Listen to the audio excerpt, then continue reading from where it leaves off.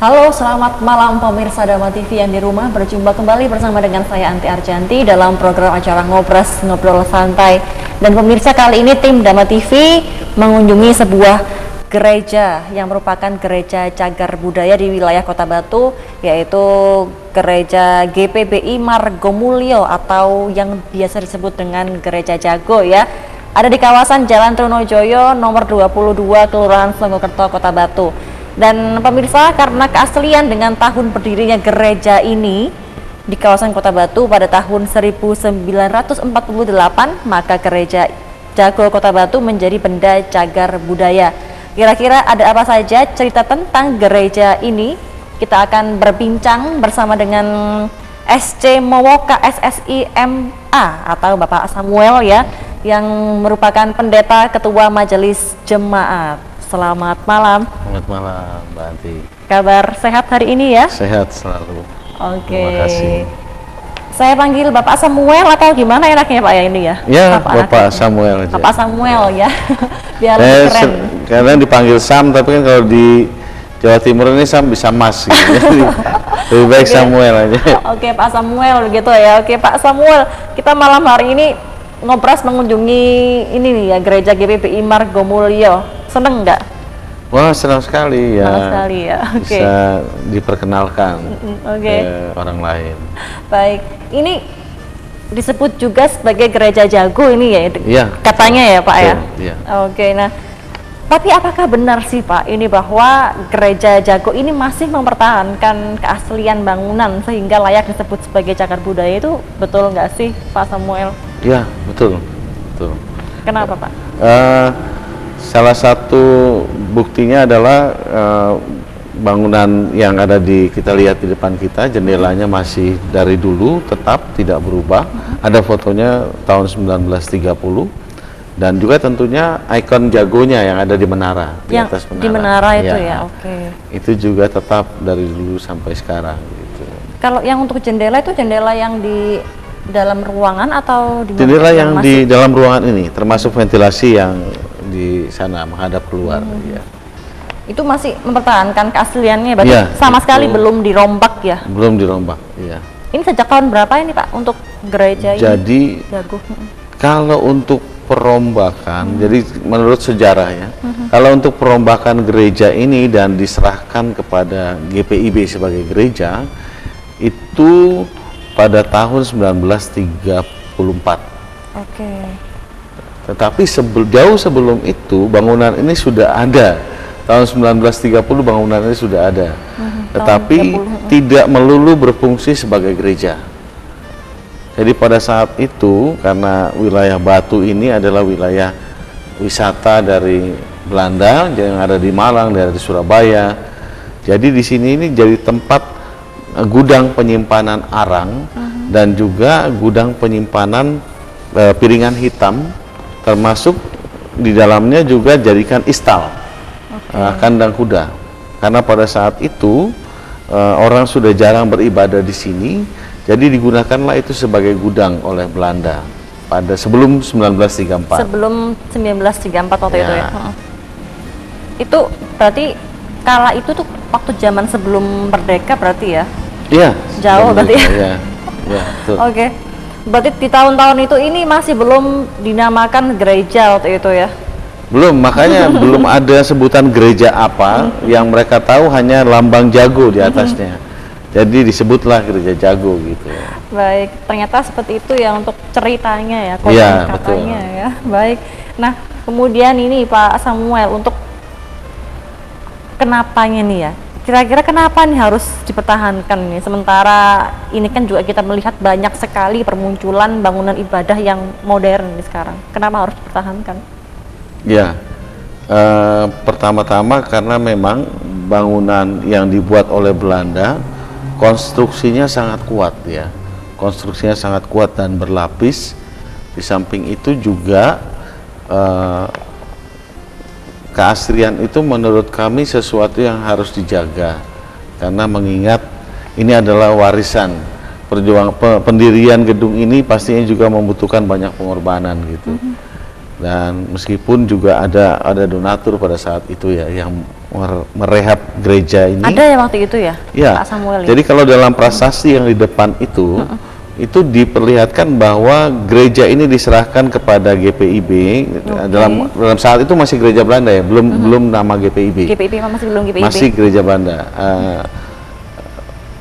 Indische Kerk, gereja Indonesia dulu namanya seperti itu. Jadi direhab, diserahkan oleh seorang janda Belanda dari Surabaya yang namanya ada di depan situ kepada gereja Indonesia Indische Kerk, dipakai untuk ibadah. Dia rehab. Sejak saat itu tidak pernah direhab lagi. Sejak saat itu, sejak tahun 1934. Karena kenapa direhab? Karena dulu sudah berubah fungsi, sempat jadi istal dan juga tempat penyimpanan arang. Gitu. Ternyata begitu, tapi kalau dilihat dari cerita sejarahnya yang ternyata menyimpan banyak makna ya di tahun sebelum tahun 1934 waktu itu ya. Bagaimana sih Pak respon dari masyarakat di sekitar ini? Apakah mereka waktu itu mengira bahwa tempat ini bukan tempat ibadah melainkan tempat untuk penyimpanan itu? Apakah sempat diketahui oleh masyarakat sekitar Situala itu? Masyarakat justru tidak tahu ya. Mungkin yang tahu hanya mereka yang bekerja di sini, dipekerjakan di sini. Tapi kan memang pada saat itu mereka tidak pernah pusing dengan fungsinya gitu. Yang penting mereka menjalankan kehidupan pada saat itu. Karena kan masa-masa itu masa-masa yang tidak mudah juga pada saat penjajahan Belanda ya. Gitu. Oke, melihat sekarang banyak sekali bermunculan tempat-tempat ibadah yang modern. Ini sempat nggak sih mungkin dari Pak Samuel sendiri ingin mencetuskan ide atau bagaimana sih mungkin sedikit memperindah, mempercantik gereja ini mungkin, tapi tidak meninggalkan keasliannya? Ada nggak sih kepikiran ke arah situ kira-kira Pak Samuel? Jelas ada ya kalau pemikiran salah itu. Tapi kalau saya diberi wewenang dan punya kuasa untuk itu, saya akan menambah sedikit-sedikit justru unsur budaya. Contoh apa ini kira-kira misalnya yang ada dalam benak Pak Samuel?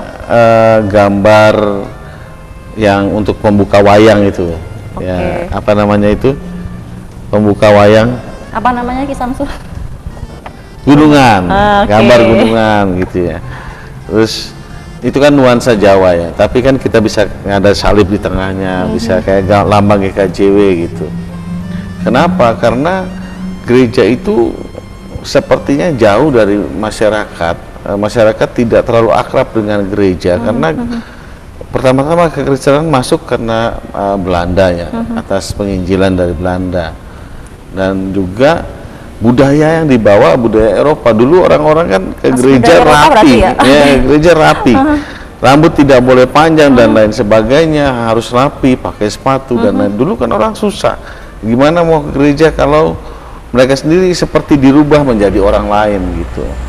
Jadi kalau zaman bisa kembali saat itu, saya akan merubah jadi gereja budaya, atau kalau diberi kesempatan bangun gereja baru, saya akan bangun gereja semacam model joglo yang anginnya bisa masuk banyak tanpa ventilasinya bagus, tanpa AC berarti ya, dan asri terlihat ya.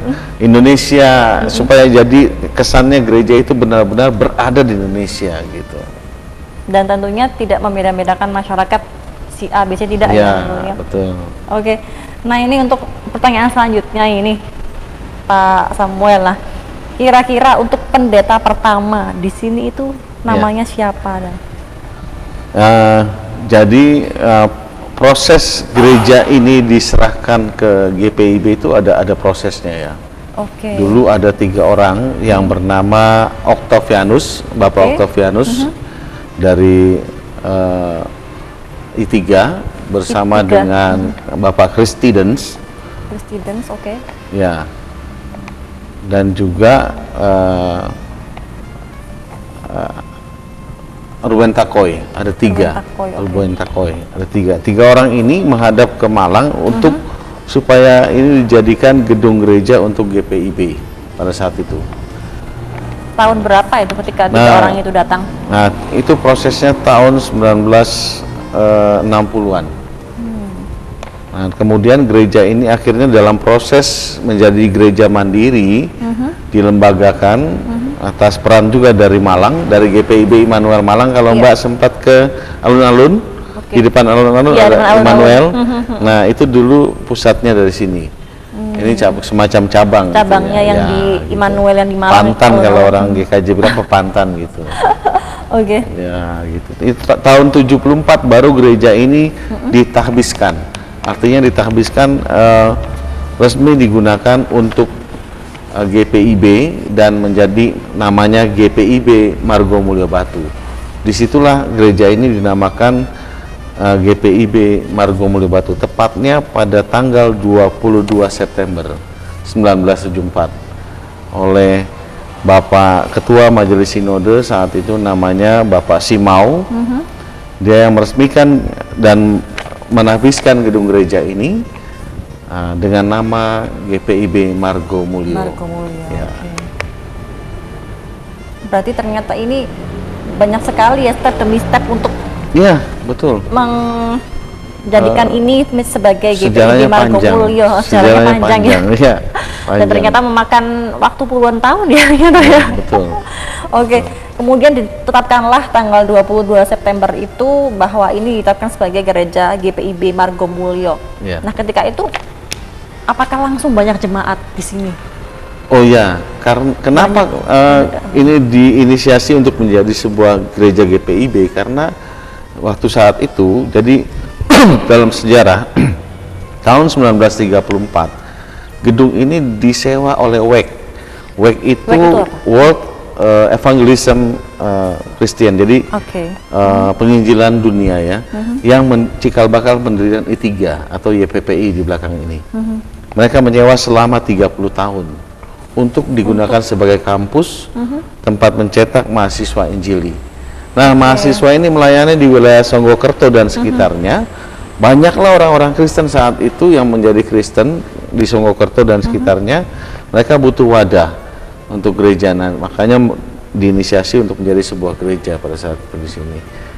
Tapi untuk YPP ini sampai sekarang masih ada? Masih ada Di belakang sini ya? Ya, masih Pak ada. Samuel ya, oke, baik. Nanti kita bahas dulu setelah yang satu ini Pak Samuel ya. Ya, Sabar-sabar dulu, Ya. pemirsa tetap dalam program acara ngobrol santai setelah yang satu ini.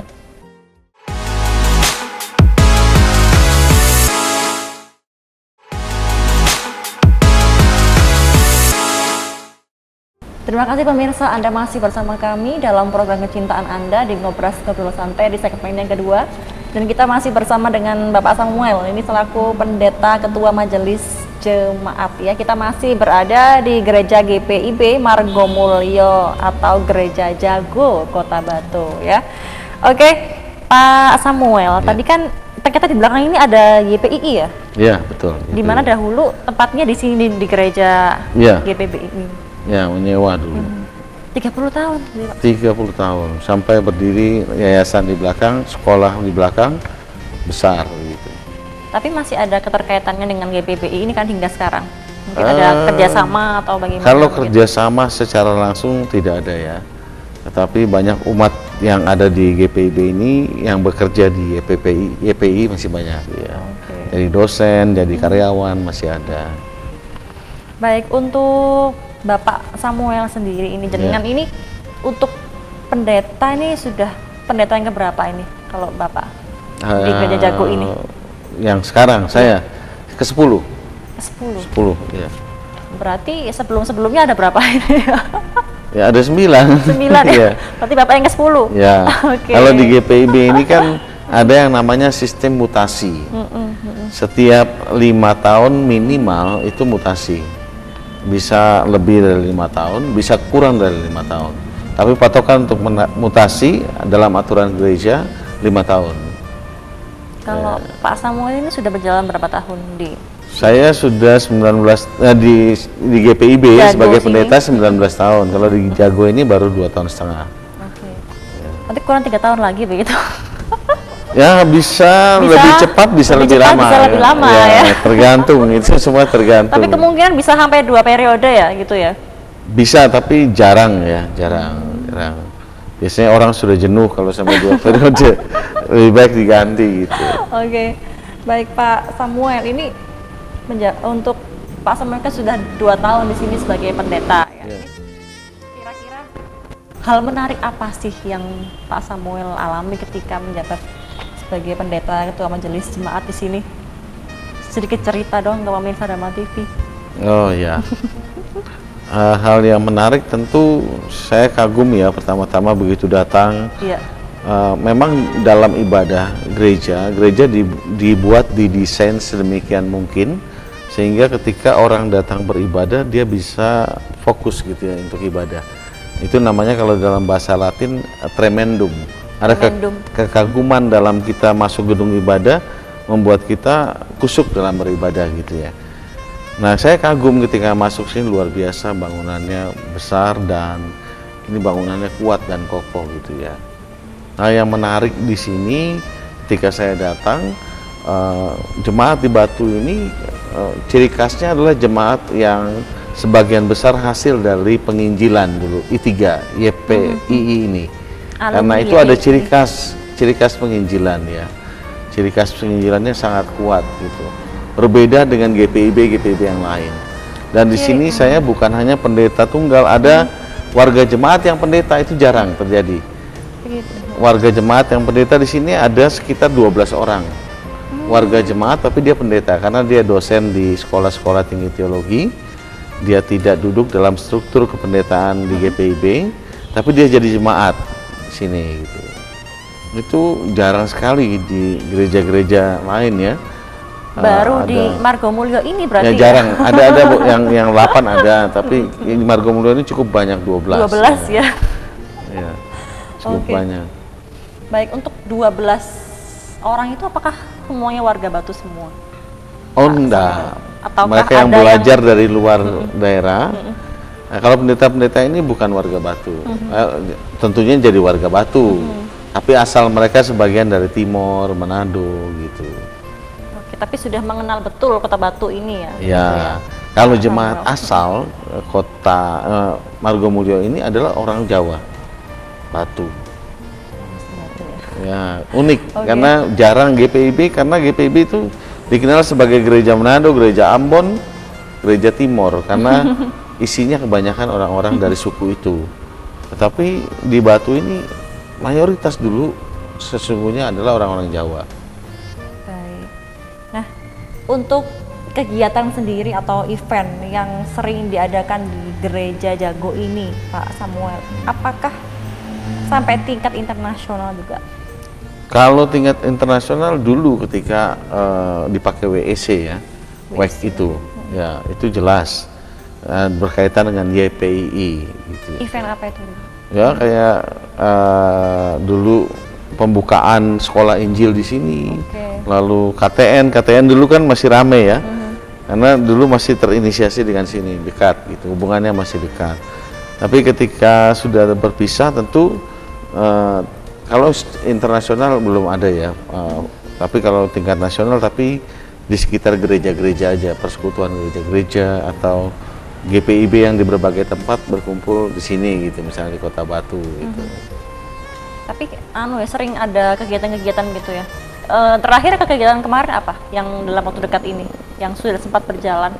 Dalam waktu dekat ini sebenarnya kita lebih banyak menerima tamu ya dari luar agama ya, luar Kristen gitu ya.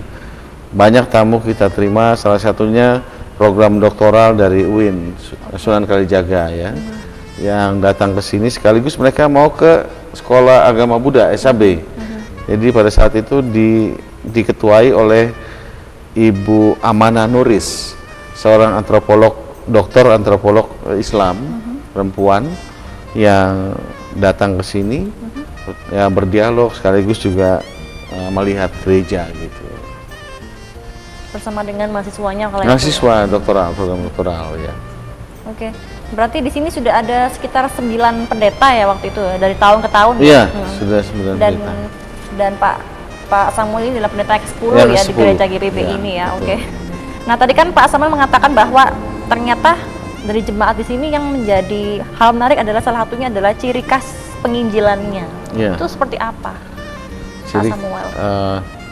penginjilan itu kan mereka dulunya bukan Kristen, menjadi Kristen setelah dilakukan penginjilan.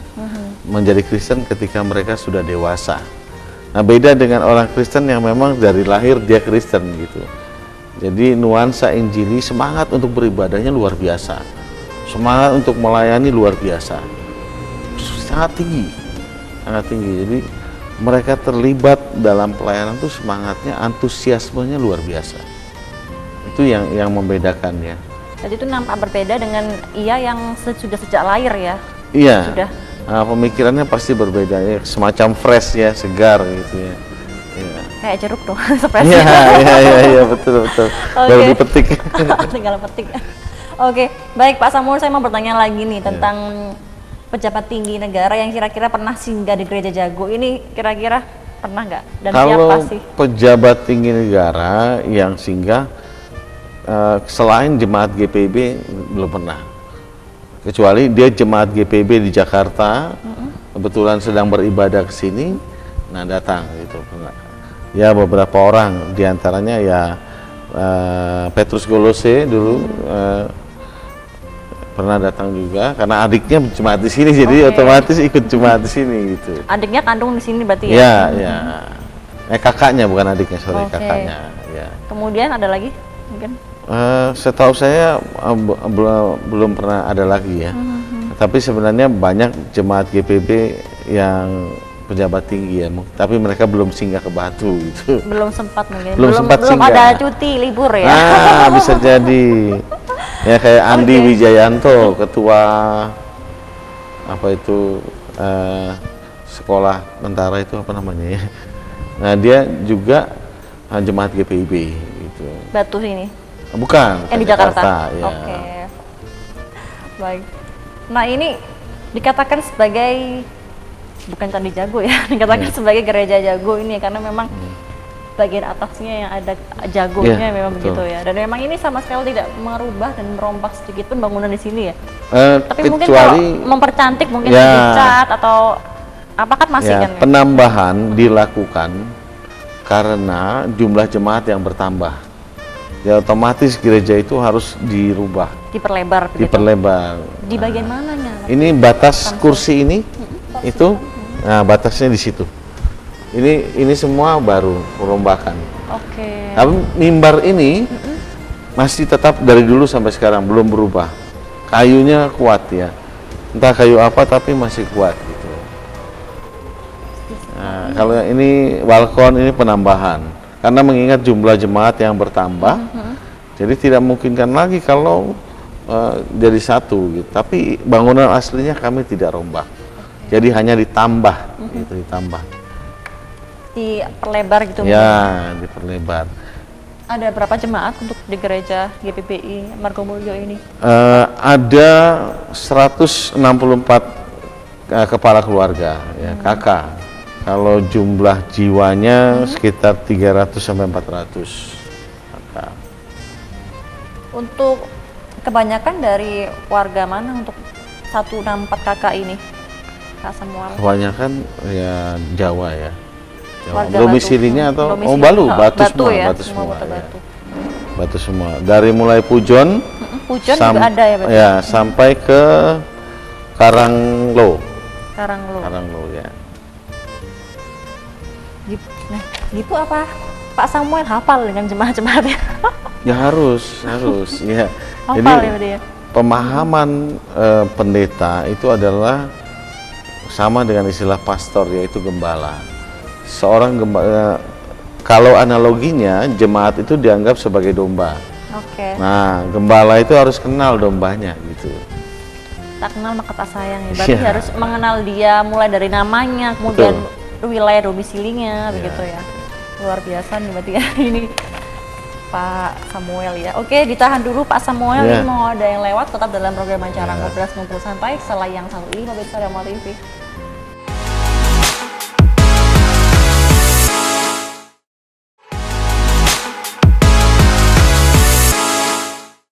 Ya, kembali ada bersama kami dalam program Ngobrol Santai, masih di segmen ketiga ya. Kita masih bersama dengan Bapak Samuel. Ini merupakan pendeta, ketua majelis jemaat ya. Oke, masih semangat ya Pak Samuel? Masih tetap semangat, Oke, tetap ditemani semangat, ya. Mbak Anti soalnya. Jangan sampai lupa nama saya loh.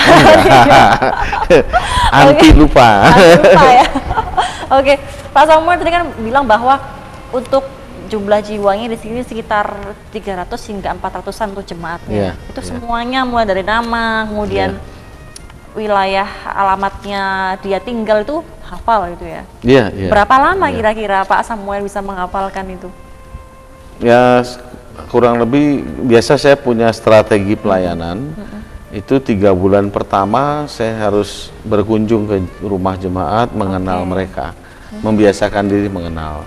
Tapi memang khusus di Batu agak terhambat saya selama 6 bulan baru bisa. Kenapa? Karena saya pindah di sini, pandemi masih berlangsung. Oke, berarti tahun Saya nggak bisa berkunjung-kunjung gitu, nggak bisa. Jadi by phone, dan itu jadi agak terhambat pengenalan. Gitu. Berarti selama proses pengenalan waktu itu terhambat dengan adanya waktu wabah COVID Iya akhirnya betul. menggunakan media handphone ya. Ya itu Mungkin pun video kadang call atau Zoom. nggak bisa selalu video call. Oke. Kadang harus dengan suara, jadi nggak tahu mukanya kan meraba-raba. Ketemu pun dengan masker, begitu lepas masker loh. Kok Siapa kayaknya ya? beda Gitu. Oke. Jadi kesulitannya Iya, itu waktu itu ya iya, Pak betul. Samuel ya. Oke. Kemudian selain itu kendala lain apa? Kendala lain di Batu ini jalannya naik turun. Oke. Saya pernah berapa kali, 2 kali tuh rem saya nggak bisa makan, nggak bisa ngerem ya. Di Kelemuk 1 kali, Kelemuk, di satu lagi di sini yang mau naik ke atas Gunung Panderman itu saya lupa namanya. Kalau yang di Kelemuk itu siapa namanya? Ingat gak? Nah dia tinggalnya di Pujon, Oke. jemaat. Jadi pulangnya saya lewat Kelemuk supaya bisa lebih Betul. cepat, jalan Lebih cepet ya pintas. Kelemuk itu soalnya ya. Tapi rem itu nggak bisa di karena belum belajar kan, baru belajar. Di sini ini baru saya dapati jalan yang naik turun, jarang jalan rata gitu. Berarti kendalanya karena waktu itu ada wabah COVID, kemudian karena kendalanya jalannya di Kota Batu Jalan ya, yang naik turun, sama berkelok-kelok. dingin. Itu jadi kendala besar. Awal saya pindah di sini, saya pecah-pecah kulit saya Oke. karena nggak kuat dingin. Saya tanya ke dokter kulit, kebetulan ada saudara dokter kulit, saya harus pakai hand body gitu. Nah seumur umur Akhirnya sejak baru itu pakai hand body ya. baru saat itulah saya pakai hand body, seumur umur hidup ya. Ya saya nggak pernah mau pakai begitu ya, dan nggak terbiasa lah. Tapi karena dingin ya terpaksa Cuaca pakai begitu ya. Betul. Akhirnya Pak Samuel bisa menyesuaikan diri dengan kondisi cuaca di Batu ini setelah berapa lama? 1 tahun. 1 tahun ya. Ya 1 tahun. Baru bisa menghafal semua jemaat-jemaat nama-namanya di sini ya. Ya. Luar biasa ya. Oke, nah saya mau tanya lagi ke Pak Samuel ini, untuk di Indonesia sendiri ini ada berapa gereja yang dinamakan gereja jago ini, Pak Samuel? Kalau gereja jago hampir di setiap provinsi ada. Di setiap provinsi ada. Bisa 1 bisa 2 ya. Contohnya itu. seperti di mana, Pak Samuel? Contohnya ya di Jakarta. Jakarta itu banyak sekali gereja jago. Tapi mereka sebagian menyebutnya gereja ayam. Bukan gereja jago, gereja ayam. Ayam-ayam apa dulu nih? Sama ayam jago Ayam juga. jago, ayam Sama. jantan, betina. Tapi di sana jago itu tidak terlalu terbiasa disebut, jadi gereja ayam gitu. Di Lawang juga ada gereja jago, Lawang juga tapi ada. itu Katolik punya, Oke. bukan Protestan ya. Juga sama di bagian ujungnya itu ada jagonya Iya, gitu. ada jagonya ya.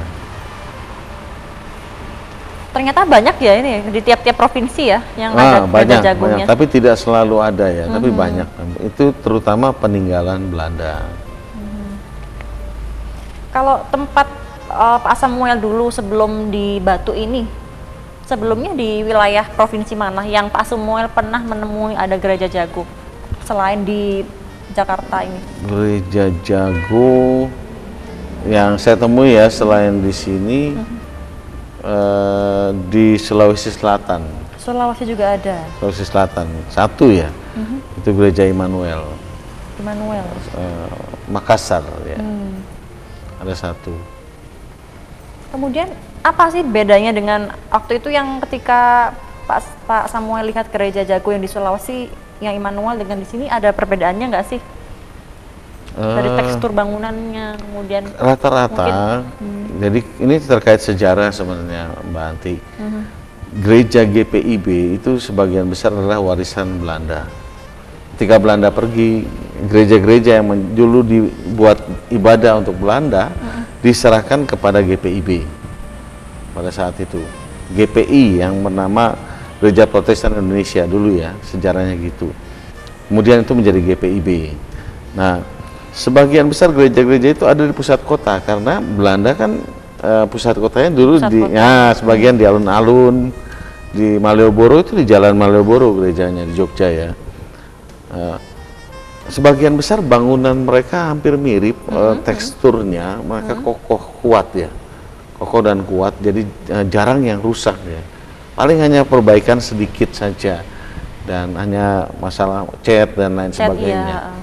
Nah, kalau mengenai arsitektur atau kekokohan bangunan itu sangat kuat, sangat kuat. Berarti mayoritas sama begitu ya? Mayoritas sama, hanya simbolnya berbeda-beda. Ada yang kayak di Blitar itu tidak jago yang ditaruh, tapi arah mata angin, penunjuk mata angin. Oke, berarti arahnya bisa berbeda ya? Ya, bisa dia putar-putar terus gitu. Kalau di sini jagonya gimana? Jagonya tetap bersih. Tetap ya. Tapi kalau dia capek dia turun Nggak bisa arah kiri gitu ya? Sampai sekarang tapi kasihan, dia kayak ketua Gus Durian di Batu itu. Belum ada pasangan sampai sekarang, dia masih di atas. Belum ada gandengannya. Kok nggak dicarikan gandengan sekalian aja Pak Samuel? Pak Haris mungkin boleh. Oke. Pertanyaan selanjutnya ini untuk Pak Samuel ya. Kira-kira untuk makna jago sendiri, ini apakah hubungannya dengan keagamaan? Oh ya, jelas, jelas. Itu dijadikan simbol karena ada maknanya, makna teologisnya. Jadi ada dua tafsiran menyangkut hal ini. Yang pertama, ayam jago itu mengingat akan penyangkalan Rasul Petrus. Penyangkalan. Ya. Jadi Rasul Petrus berjanji sama Yesus saat itu untuk setia, tapi Yesus katakan sebelum ayam jago berkokok 3 kali, engkau telah menyangkal aku 3 kali. Jadi gereja jago ini mengingatkan orang untuk tidak menyangkal Yesus, itu yang pertama. Tapi ya ada dua yang lebih dekat sebenarnya pemahaman jago itu atau ayam itu, yaitu ayam itu adalah lambang di mana fajar menyingsing, pagi datang. Ya, jadi ketika Yesus bangkit, Yesus dibangkitkan pada saat fajar, pagi-pagi benar. Disitulah ayam jago berbunyi. Artinya ayam jago itu dimulainya hidup yang baru, era yang baru, atau tanda sebagai penanda kebangkitan Kristus gitu. Itu hal yang kedua gitu. Itu makna teologisnya gitu. Jadi sebenarnya maknanya lebih besar dibanding salib. Orang Kristen kan hanya dikenal dengan makna simbol salib gitu. Iya. Sebenarnya banyak simbol lain selain salib dalam kekristenan ya. Ada ikan, tapi ikan Belanda nggak pernah pakai ya. Nah, ikan itu dalam bahasa Yunani disebut iktus. Iktus. Yang artinya? Nah, dalam kekristenan itu dipanjangkan iktus itu. Jadi kalau diterjemahkan dalam bahasa Indonesia, iktus itu diterjemahannya singkatan, Yesus Kristus Anak Allah Juru Selamat gitu. Itu kepanjangannya kalau dalam bahasa Yunani gitu. Itu simbol ya. Tapi yang kental kalau di gereja-gereja yang dipakai itu adalah simbol ayam ya, jago ayam dengan salib ya, dengan salib. Oke, berarti untuk makna ayam jago sendiri untuk yang gereja GPIB di wilayah-wilayah lain juga sama ya artinya? Sama gereja-gereja maknanya tetap sama, dua itu ya, ke arah itu makna daripada ayam jago. Oke. Apakah ada nggak sih sempat cerita, mungkin kan tadi kan Pak Samuel bilang bahwa sempat banyak mahasiswa ataupun dari berbagai universitas yang kesini kunjungan untuk mengetahui lebih dalam apa itu GPIB Margomulyo. Apakah juga mereka membahas tentang simbol jago ini sendiri, jago di gereja GPIB ini sendiri? Oh iya, jelas. Jadi tergantung dari mahasiswanya gitu. Kalau mahasiswa yang itu di UIN? Ya, dia menanyakan simbol itu dan mengenal kekristenan. Memang agak asing bagi mereka tentang kekristenan juga. Apalagi belum pernah ya. Sebenarnya sama, dari Kristen juga asing dengan Islam gitu. Jadi itu yang membuat kita kadang-kadang curiga, memiliki pemikiran yang negatif gitu. Ya, prejudis istilahnya dalam bahasa Inggris, prasangka ya. Kita punya prasangka buruk karena kita nggak kenal gitu. Baik. Untuk pertanyaan berikutnya ini untuk Pak Samuel, untuk khusus di Kota Batu sendiri nih Pak Samuel, ya, untuk perawatan semacam apa sih untuk menjaga keaslian gereja Jago ini?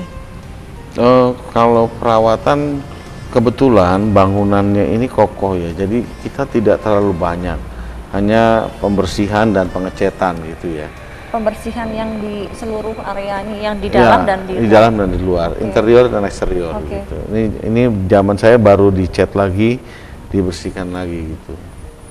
Ketika Pak Samuel masuk di sini selama 2 tahun, untuk proses pembersihannya apakah ngecat atau gimana waktu itu? Iya, baru-baru saja ngecat ini, awal ini tahun baru ini. Juga ini. Iya, awal tahun ini baru dicat ini. Sebelumnya sudah retak-retak ya, kita harus perbaiki. Tapi benar-benar tidak merubah keasliannya ini sama sekali. Ya, kalau yang depan tidak sama sekali tidak dirubah gitu. Oke.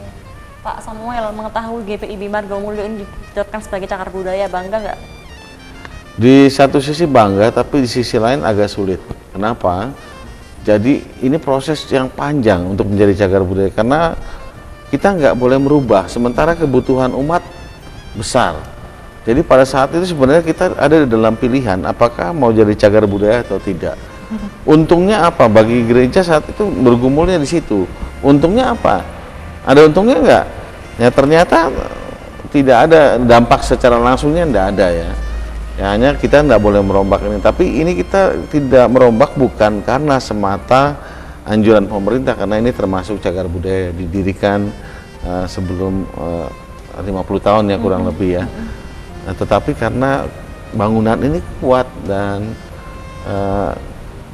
nuansanya memang semacam diciptakan sesuai dengan konteks batu, jadi pas lah gitu, jendela yang besar, jadi tidak butuh AC lagi gitu dan lain sebagainya gitu. Tapi kalau di mungkin di gereja-gereja lain ada yang pakai AC ya mungkin?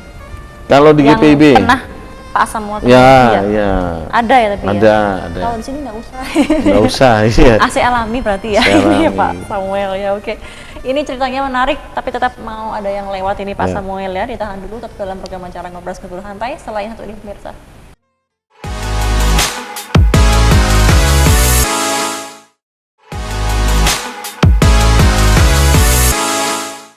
Baik pemirsa, terima kasih Anda masih bersama kami dalam program Ngobrol Santai di segmen yang keempat. Kita masih bersama dengan Bapak Samuel ya. Selamat malam, saya sapa lagi nggak apa-apa ya? Nggak apa-apa, nggak bosen gue, bisa Pak. Oke. Iya. Biar semangatnya kayak tadi waktu opening ya Pak Samuel ya. Tetap semangat ya.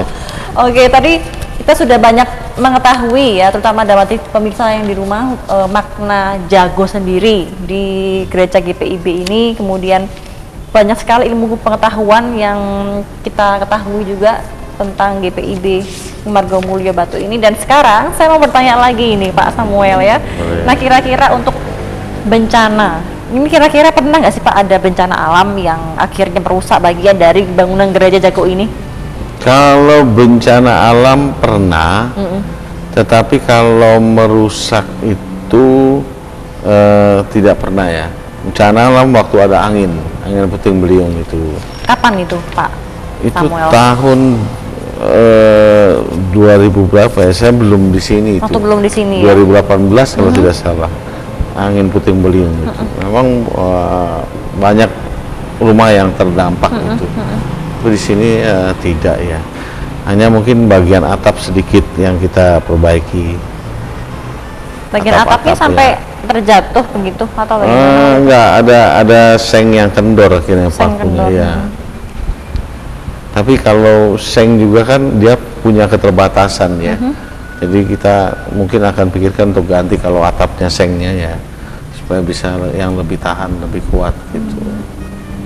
Itu tahun 2018 waktu Pak Samuel masih di mana waktu itu? Di Blitar. Waktu itu masih di Blitar ya? Di Blitar ya. Oke. Yang waktu itu Pak Samuel itu koordinator Gus Durian ya, Iya, gitu ya. itu masih di Oke. Blitar ya. Yang telah kita bahas di judul sebelumnya ya. Iya, Oke. Baik, berarti waktu itu sempat ada bencana puting beliung tahun 2018 ya. Dan ada akhirnya sedikit merusak di bagian gentengnya. Waktu itu Iya, apakah juga sempat dari pemerintah mungkin singgah ke sini atau sidak ke sini untuk melihat tempat Tidak, ini karena tidak terlalu parah ya. Mhm. Ya memang jadi fokus banyak yang di daerah Sumber Bantas di atas itu karena lebih dekat dengan lokasi itu angin puting beliung itu. Baik. Tapi tidak begitu parah waktu itu ya untuk kerusakannya sendiri. Enggak parah ya. Oke. Nah, Pak Samuel, saya mau bertanya-tanya. Tadi kan ada hal menarik yang bahwa Pak Samuel ternyata pernah juga di gereja di daerah Blitar. Itu sama GPIB-nya. Sama GPIB. GPIB apa waktu itu di sana? Namanya Ebenezer. Ebenezer. Ya, Blitar. Berapa lama di situ waktu itu? Saya 6 tahun di sana. Loh, kok bisa 6 tahun? Katanya tiap periode 5 tahun, 5 tahun. Karena pandemi, plus Oke, pandemi ya. berarti pakai bonus ya, Bonus bonus satu setahun ya. ya. Oke. Ebenezer waktu itu ya. Nah, Sebenarnya mereka juga udah nggak tahan, lihat bosan Nggak lihat tahan ya. saya, suruh pindah terus gitu. Tapi karena pandemi ya terpaksa gitu. Oke. Nah, waktu itu di Blitar akhirnya tinggal di daerah Blitar sama di daerah mana waktu itu? Di Samuel. daerah kota ya, Jalan Jenderal Sudirman di pusat kotanya. Oke, di Blitar Kota waktu itu ya. Ya, namanya Kepanjen Kidul ya. Panjen Pidul. Kelurahan Kepanjen Kidul. Jalan Jenderal Sudirman, nomor 2. Kira-kira ketika Pak Samuel masih menjabat sebagai pendeta di GPIB yang di Blitar dengan yang saat ini Pak Samuel jalani di GPIB Margomulyo Batu ini, apa sih yang menjadi keunikan sendiri dari jemaat-jemaatnya waktu itu? Ada nggak perbedaannya dengan yang di Blitar dengan yang di Batu yang Pak Samuel rasakan? Pasti ada, pasti Kesan-kesannya ada. gimana sih? Pasti ada. Jemaat di Blitar itu kan kota kecil ya. Jadi dan bukan kota wisata, hanya sesekali saja banyak datang seperti dalam masa bulan Juni itu banyak kegiatan padat karena Haul Bung Karno. Oke. Jadi di Blitar itu karena guyup rukun kecil ya, jadi jemaatnya rukun, tapi namanya keluarga pasti kan ada yang iri-irian. Justru semakin kental kebersamaan, semakin kental juga konflik sering muncul karena bersama-sama. Tapi asik, di situ ada dinamika. Nah, dinamika di sini berbeda karena di sini jemaatnya cukup jauh-jauh tempatnya dan juga nuansa Injil yang sangat kuat di sini membuat Injili yang sangat kuat menjadi kebersamaan itu berbeda dijalani. Tidak, tentu nggak mungkin kayak di Blitar kayak akrab sekali seperti keluarga, itu sulit ya karena besar wilayahnya. Tapi tetap sebisa mungkin saya mendekatkan diri sama umat, karena kalau kita tidak dekat dengan umat, gimana kita mau memberikan sesuatu yang bisa dipahami dengan baik gitu. Kalau analogi berpikirnya, saya gembala, umat itu domba. Kalau saya nggak kenal mereka dengan baik, saya bisa kasih makan sesuatu yang salah gitu. Misalnya dia biasanya sukanya rumput, nah saya kasih paku kan salah gitu. Kasih pizza, Nah, rawon kasih juga pizza salah. nggak cocok, salah juga gitu. Jadi harus memang proporsional ya. Jadi pengenalan jemaat itu penting dan setiap jemaat pasti berbeda, nggak mungkin sama gitu. Apakah teknik pendekatan Pak Samuel waktu itu dengan yang di Batu dengan di Blitar sama? Kalau yang di Batu kan mengunjungi ke rumah-rumah ya. Kalau yang di Blitar apakah juga sama seperti itu? Sama. Harus begitu. Kita Tidak ada harus, kendala jalan tapi ya. Kalau di Batu kan kendalanya kan jalan meliuk-liuk. Betul, bedanya di situ ya. Kalau di Blitar apakah ada Ya. kendala waktu itu untuk ke rumah-rumah waktu itu? Enggak terlalu ada pendekatan? kendala ya. Karena jalannya enak, sepi. Blitar itu Oh, kota sepi. sepi ya. Ya kendalanya jam 7 sudah sepi orang, jadi nggak bisa terlalu lama, maksimal jam 5 itu. Karena sepi. Kalau sudah di atas jam 7 itu sepi, kecuali malam minggu ya. Oke. Nah, Bapak Samuel ketika melakukan pendekatan dengan berkunjung ke rumah-rumah itu berapa lama sih? Apakah hampir setiap hari berkunjung ke rumah-rumah itu atau apakah waktu sempat aja? Kalau di sini, perihal. kalau di sini nggak setiap hari ya, karena ada kegiatan lain. Kalau di Blitar dulu hampir setiap hari ya. Jadi sebenarnya tergantung jumlah jemaat, tergantung apa yang saya harus lakukan. Program-program itu kan harus dibuat juga. Ada kegiatan-kegiatan di sini cukup banyak kegiatan, jadi tidak setiap hari gitu berkunjung. Tidak setiap hari, tapi bisa mengenal semuanya ini. Ya harus itu kunci. Oke.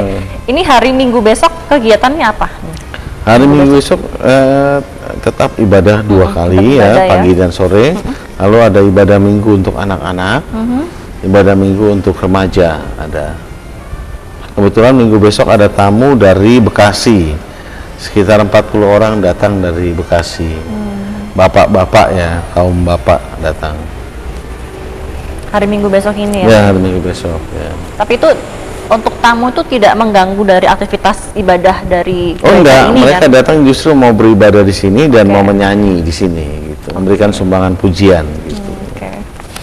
Baik, nah untuk peristiwa ini Pak Samuel, kira-kira ada gak sih peristiwa misteri tentang Gereja Jago ini? Peristiwa misteri ya, kalau sejauh ini saya belum pernah menemukan, tapi kisah di balik itu pasti banyak ya. Tapi kan saya tidak melihat langsung gitu ya, tidak melihat langsung.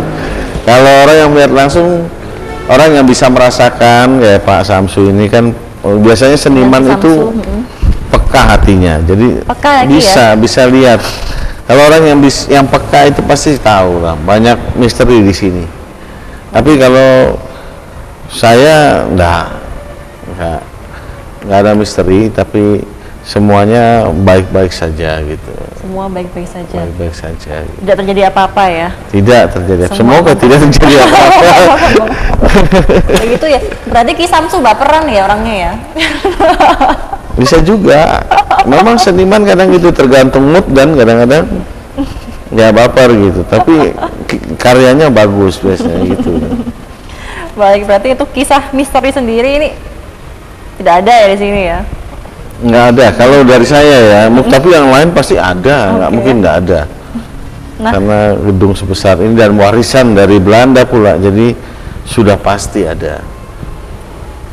Tapi kan ini bukan acara itu. ya mungkin dari jemaat-jemaat di GPIB ini mungkin pernah ada yang mungkin cerita-cerita ke Oh ya banyak, kalau itu banyak. ini Ya. pernah nggak sih dengar cerita gitu? Kalau itu banyak, ya kalau itu Satu banyak. contoh aja gimana sih misalnya? Ya gedung di bawah ini katanya dulu paling yang di bawah ini ada ruangannya itu paling dingin, nuansanya paling dingin saya rasakan di sini. Dan juga itu katanya sosok yang paling besar badannya katanya ada di situ. Sosok yang paling besar ya apa ya? Nggak tahu orang bilang apakah, saya nggak kenal gitu.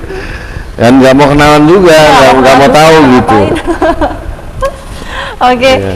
ini penutupan ini untuk acara di malam hari ini nih Pak Samuel, untuk harapan kedepannya apa nih khususnya untuk Gereja Jago di Kota Batu ini?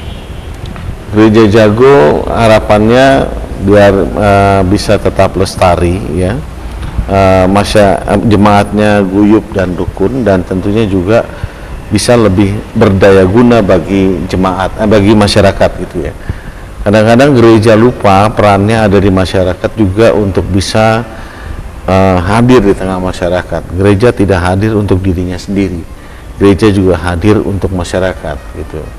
Jadi harapannya ke depan Gereja Jago bisa menjadi, kalau istilah Kristennya, bisa menjadi berkat bagi masyarakat di Kota Batu gitu. Kalau istilah umumnya? Istilah umumnya Gereja Jago ini dengan seluruh isinya bisa berdaya guna, berhasil guna bagi Luar biasa. masyarakat. Oke, terima kasih atas waktunya Bapak Samuel ini selaku pendeta, ketua majelis jemaat. Ya, terima kasih Pak Samuel atas waktunya. Sama-sama, Semoga informasinya Mbak bermanfaat untuk kita semua dan pemirsa TV yang di rumah. Dan pemirsa, akhir kata perjumpaan kita pada malam hari ini, saya Anti dan kerabat kru yang bertugas mengucapkan mohon pamit. Terima kasih, selamat malam dan sampai jumpa.